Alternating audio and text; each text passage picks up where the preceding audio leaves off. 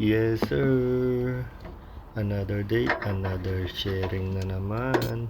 Ito nga pala ang oxygen sensor bank 1 sensor 2. Habang nananakbo nga pala tayo ay bumigay ang ating sensor, katulad nung pinakita ko sa unang video na kinuhanan ko ng resistance ay 0 resistance na ang ating sensor.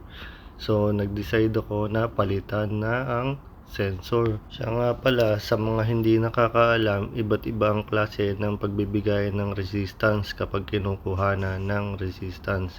Minsan resistance too high or minsan naman ay resistance too low. Ito namang sa akin ay 0 resistance ang nangyari. May mga specific standard resistance nga pala ang bawat sasakyan. So doon na lang kayo susunod kung anong standard ng sasakyan na titingnan nyo. Itong tinitingnan ko ay Subaru Impreza 2011.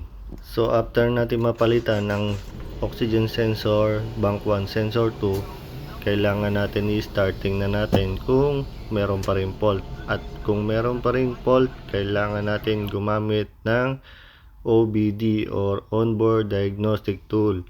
Yan ay para makita nyo kung meron pang fault at pwede nyong burahin gamit iyang tools na yan.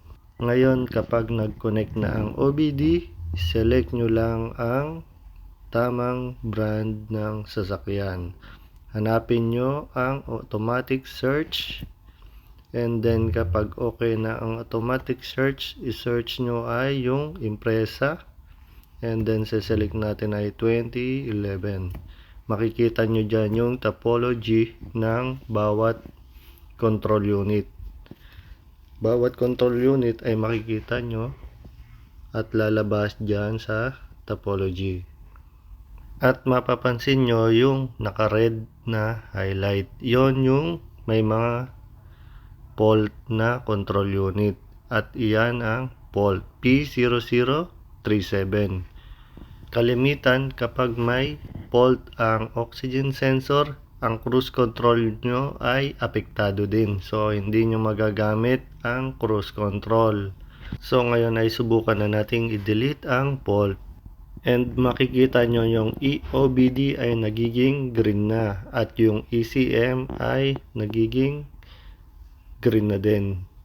Tapos yung ABS naman ay green na din. So ibig sabihin yan ay wala nang fault ang system.